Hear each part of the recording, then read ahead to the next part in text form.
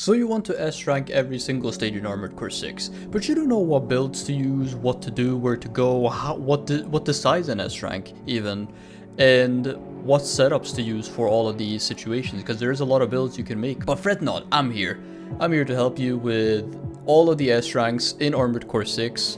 I myself started grinding out all of these S-ranks on my Twitch channel, twitch.tv/ChromatixTV. Go follow me there. I stream a couple of times a week.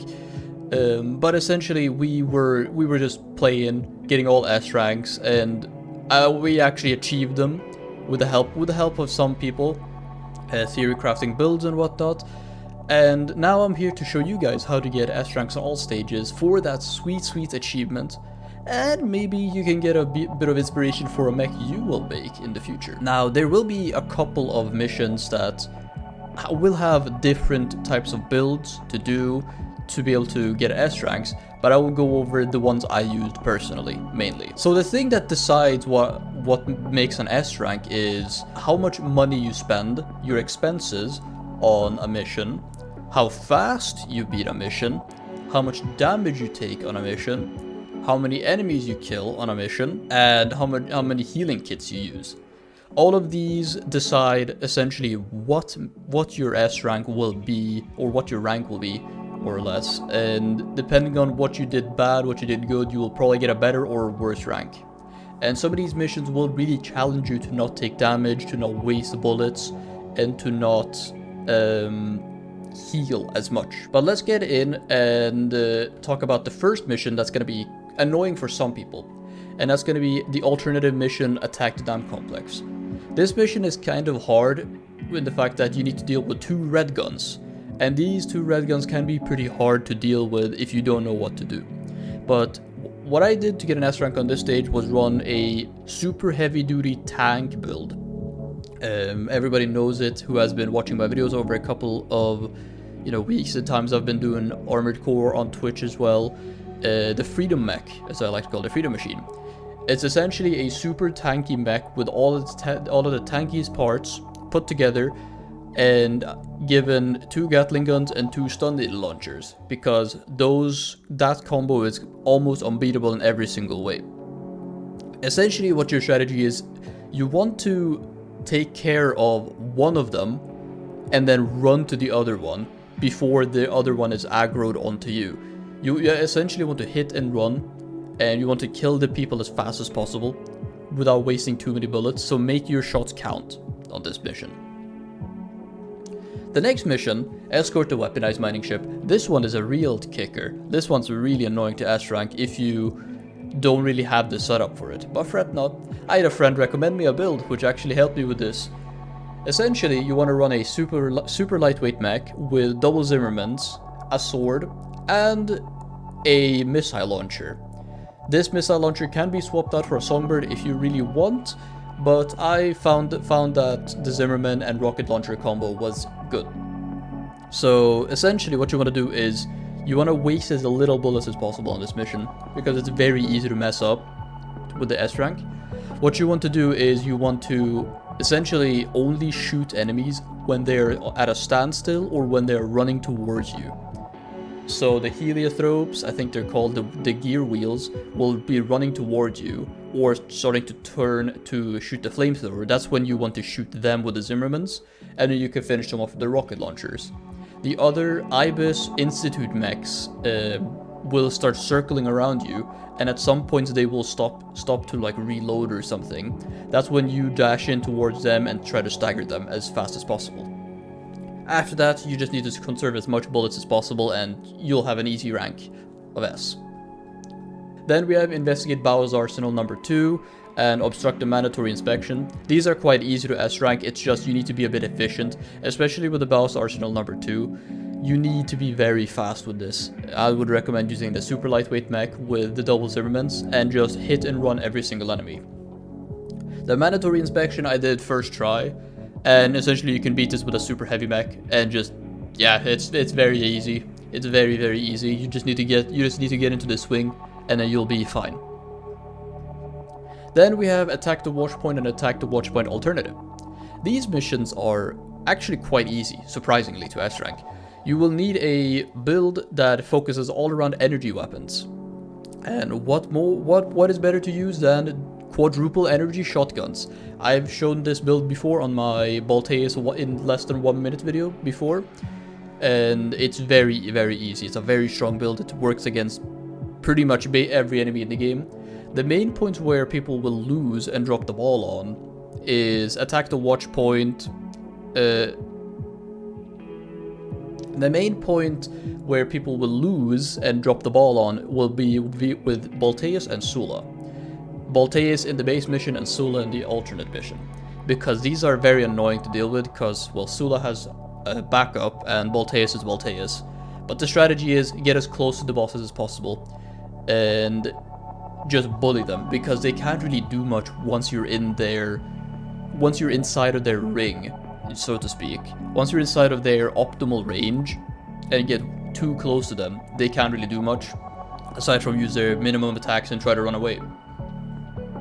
Also, make sure when you're inside of them this close, don't die. Do not get hit, do not get staggered, because if you die, you need to restart the mission all the way from the start, because, well, you just lost the S rank for free. So be careful with that. Try to space yourself perfectly so that the boss can't really use its main attacks, but you can still hit them. Then comes Infiltrate Grid 086. This one's quite easy. You just need to run a heavy duty mech that can stagger very easily, or a lightweight mech that can stagger very easily. Either way, for those who like heavy builds, it works. For those who like lightweight builds, it works, as long as you can stagger the final boss easily. That's the only thing that matters in this. Ocean Crossing, similar situation here. I personally beat this with a medium weight mech that ran double Gatling guns, a sword, and a plasma cannon on the shoulder. And this build I still use pretty much every day, but what I would recommend for people who aren't comfortable in their dodging abilities, or to just don't want to think about the fight, use a super heavy tank build. For those who want to for those who like lightweight builds, like dodging and stuff, I would recommend the same lightweight build you used with the escort mission, except you can swap the missiles out for songbirds if you want, and the shotguns out for ARs or something like that. That can keep stagger over a longer period of time. Then after that, Chapter 3 doesn't really have many missions to worry about, aside from a couple of very hard ones. But one thing to note though is attack the old spaceport. It's very easy once you get into the groove, but essentially you want to run a lightweight mech and just hit and run.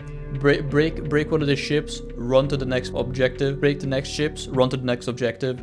Once you get to the restock, just run up to the top, kill the enemies as fast as possible, get on top of the PCA ships, break them really quickly. Then once you meet up with Rusty again, what I like to do is I like to focus the heavy cavalry, because he is gonna be the most annoying one, or you focus the one that Rusty isn't targeting at the moment. So you essentially fight the one Rusty isn't fighting, you kill that one, and then you gang up on the one that Rusty is fighting. Then when the ice worm comes up, you just want to jump as high up into the sky as possible and go on top of like a little cliff or something and just watch the ice worm do its thing, and bang, S rank. Then comes Defend the Dam Complex. This mission is pretty hard, I'm not gonna lie, but it's very easy to cheese. Again, you can use the super heavyweight mechs to just make short work out of every single boss in this area.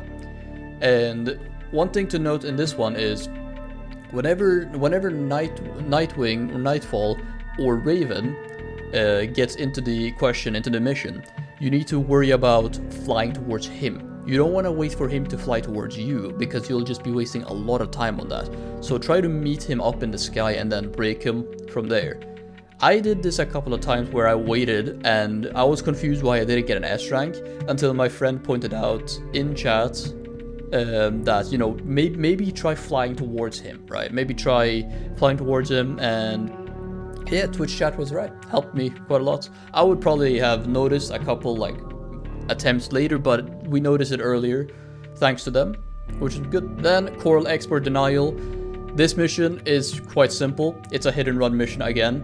Run a fast mech that can either one hit carriers or something that can hit you from distance.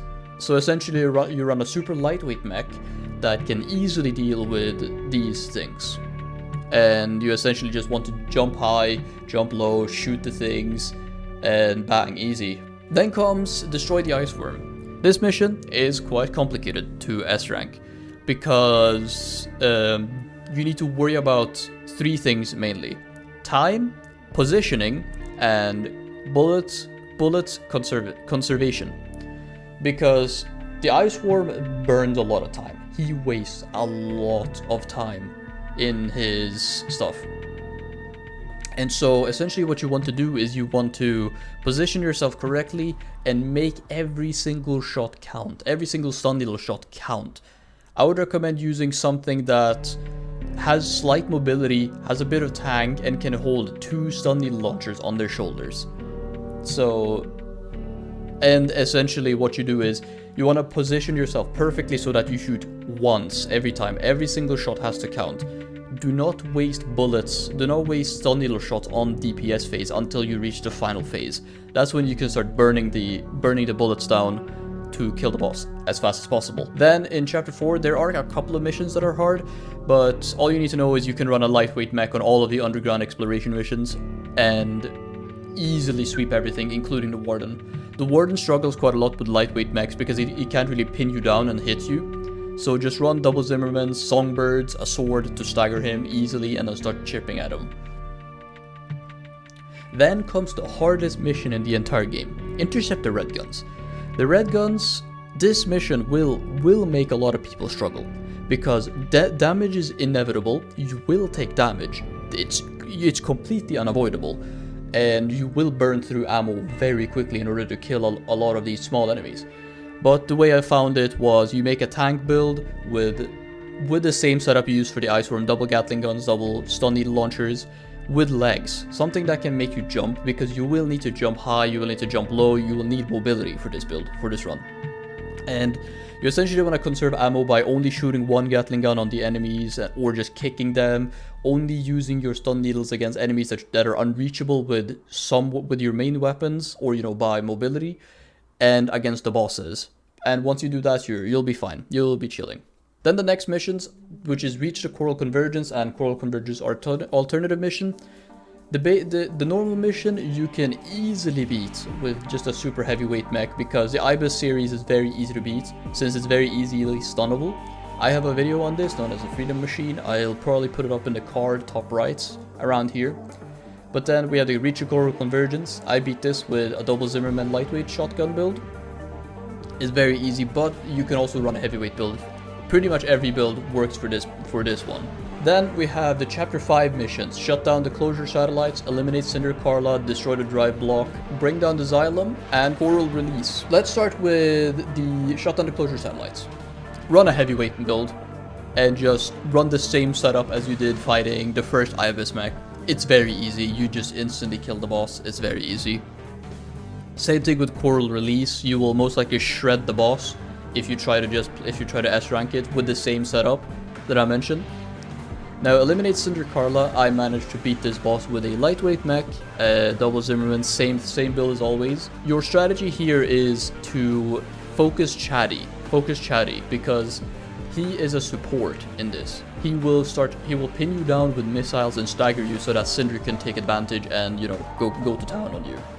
So essentially what you want to do is you want to take down Chatty up above and then jump down and kill Cinder, because then Cinder won't really have much backup and she won't have power to deal with you alone. Then comes Destroy the Drive Block.